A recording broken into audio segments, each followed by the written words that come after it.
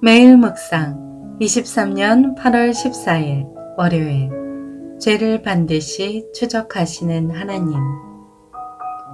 여호수아 7장 13절에서 18절 말씀. 가서 백성들을 거룩하게 하고 그들에게 말하여라.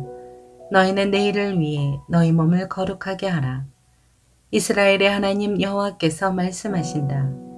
이스라엘아, 너희 가운데 진멸시켜야 할 물건을 제거하지 않으면 너희 원수들을 당할 수 없을 것이다. 그러므로 너희는 아침에 각 지파별로 나오라. 여호와께서 제비로 뽑는 지파는 가문별로 나오고 그 가운데 여호와께서 제비로 뽑는 가문은 가족별로 나오고 그 가운데 여호와께서 제비로 뽑는 가족은 성인 남자별로 나와야 한다.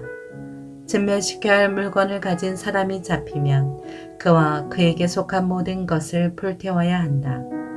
그가 여호와의 언약을 어기고 이스라엘에서 어리석은 짓을 저질렀기 때문이다. 여호수아는 다음날 아침 일찍 일어나 이스라엘을 지파별로 나오게 했습니다. 그러자 유다 지파가 제비로 뽑혔습니다. 그는 유다 가문을 앞으로 나오게 했습니다. 그러자 세라 가족이 제비로 뽑혔습니다. 그가 세라 가족을 가족별로 나오게 하자 삽디가 제비로 뽑혔습니다. 여호수아가 그 가족을 성인 남자별로 한 사람씩 나오게 하자 유다 지파인 세라의 증손이며 삽디의 손자이며 갈미의 아들이 나간이 제비로 뽑혔습니다. 아멘. 묵상 길잡이. 하나님 앞에서 절대로 죄를 숨길 수 없다는 사실을 알고 날마다 회개하는 삶으로 성도의 거룩함을 지키게 합니다. 여호수아 7장 15절에 어리석은에 해당하는 히브리어 나발은 어리석다, 망년된, 사악함이라는 말에서 유래되었습니다. 어리석고 사악한 행위를 뜻합니다. 아이성 전투에서 패하고 하나님께 엎드린 여호수아와 장로들에게 하나님의 말씀이 임했습니다. 그리고 이스라엘이 패배한 이유를 가르쳐 주셨습니다. 그것은 바로 한 사람의 범죄로 인한 거룩함의 상실이었습니다. 첫째, 거룩함을 회복하라. 하나님은 여호수아에게 이스라엘 백성을 거룩하게 하라고 명령하셨습니다. 하나님께 바쳐야 할 물건이 이스라엘 백성의 수중에 있었습니다. 이는 누군가가 하나님의 명령에 불순종하는 죄를 저질렀다는 뜻이고 그 한 사람의 죄가 이스라엘 백성 전체의 거룩함을 무너뜨린 결과를 가져왔습니다. 둘째, 죄를 추적하라. 이스라엘 백성은 하나님의 것을 가로챈 죄를 해결하지 않으면 전투에서 절대로 승리할 수 없었습니다. 하나님은 그래서 그 죄를 저지른 사람을 찾을 방법을 가르쳐 주셨습니다. 제비를 뽑아 범죄자가 속한 지파와 족속과 가족을 가려내고 마지막으로 한 사람을 찾아내도록 하신 것입니다. 셋째, 죄는 반드시 드러남을 알라. 여호수아는 하나님이 명령하신 대로 백성들을 불러 모아 제비를 뽑게 했습니다.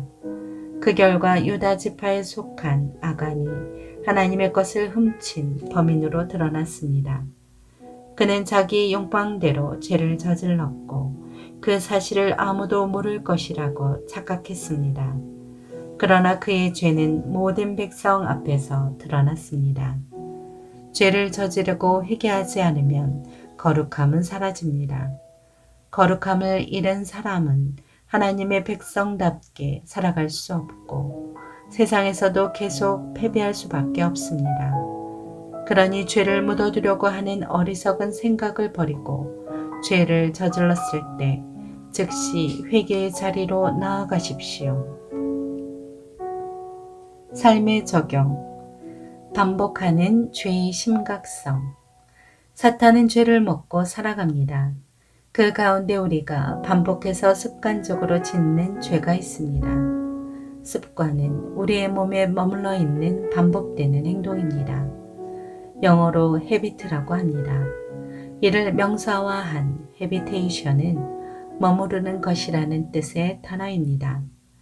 반복되는 죄는 악한 습관이며 사탄에게 마음의 방을 내주는 것과 같습니다. 사탄은 악한 습관을 통해 우리 안에 머무르려는 악한 의도를 갖고 있습니다. 따라서 우리는 반복되는 죄를 심각하게 여겨야 합니다. 매일 회개하는 시간 없이 거룩함을 지켜나갈 수 있다고 착각하지 맙시다. 기도합니다. 주님, 날마다 죄에서 돌이키는 거룩하고 정결한 인생이 되게 하옵소서. 예수님의 이름으로 기도합니다. 아멘.